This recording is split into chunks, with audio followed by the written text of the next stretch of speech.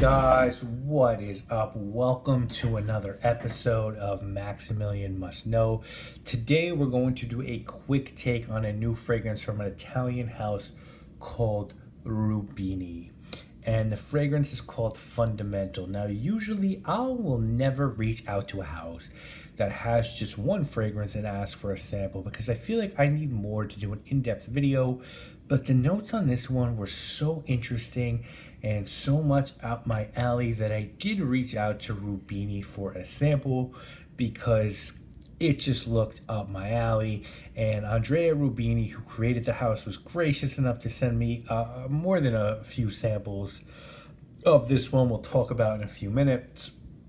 First, let me give you a little bit of background info on the house. This is a house that's based in Verona, Italy, started by Andrea Rubini, and the influence behind starting this house was some very basic things around his hometown, things like wine, history, architecture, romance. He drew on these influences to come up with an innovative, sleekly packaged fragrance that sort of straddles the line between modern and retro. This one is available in the United States. Lucky Scent does have it. It comes in 50 ml bottles for $145. Great price for a niche eau de parfum.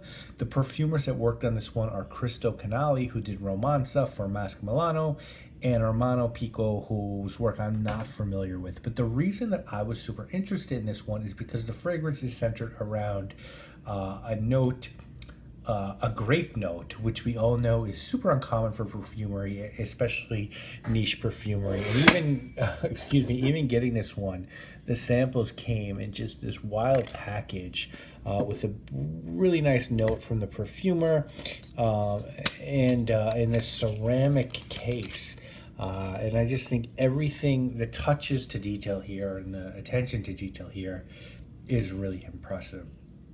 Now, the official note breakdown of this one is bergamot, tangerine, hesperidic flowers, grapes, marquis, Florentine iris, beeswax, cedarwood, sandalwood, vetiver, a velvet accord, and leather. And guys, I gotta tell you, I smell a lot of niche scents, a lot of indie scents, a lot of designer scents in general. I try to smell everything that comes out. And this is probably the best niche fragrance that I've smelled in 2016. Whoa, just incredible. The mix of bergamot and tangerine and vine ripe grapes and iris is something that's never been done before and something that truly needs to be experienced to be understood. This is ingenious, and I've smelled grape fragrances, and what I don't like about the grape fragrances that I've got my nose on is the fact that they've been over the top. And the grape note has either been like a chalky grape soda or grape juice note, or like a cognac super boozy note. None just smelled like going to a winery and smelling a grape off the vine. You get that here. You also get bergamot and tangerine, and you get a beautiful, smooth, buttery iris note. The materials in this one are A1 for sure.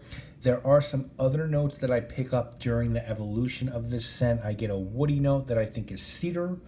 I don't get sandalwood, but the cedar is there. As this one starts to settle on the skin, there's a beeswax note, as well as a nice, soft, and supple leather note in the dry down. Now, you might think iris, leather, and think some sort of incantation of Dior or Dior Sport. No.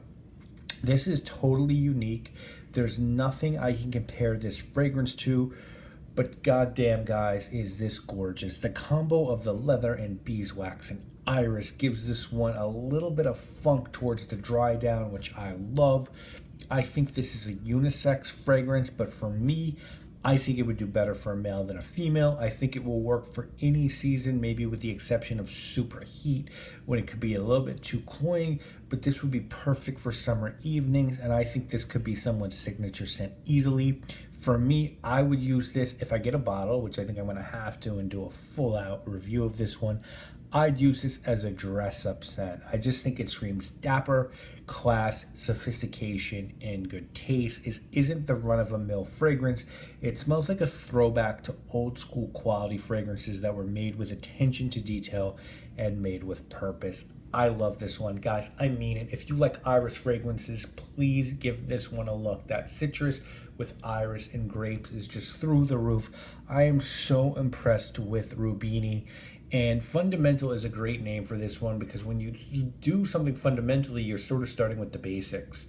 And I think this is a great first fragrance for this house. But god damn, am I excited to see what Andrea Rubini has to offer, and you should be too. And as I said, this is the best thing so far. Niche wise, I smelled great indie fragrances, but niche wise, this is the best thing I've smelled in 2016. I'd love to know if you smelled this one, what your opinion and interpretation is on this one. But my god, this is amazing perfume.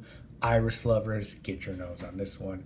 See you again real soon, guys. My name is Maximilian. I must know. Yeah, I cut my heart open for you so I can feel it bleed. Fuck who you like, I'm the only rapper that you really need. Most people don't follow the dreams and they feel fine.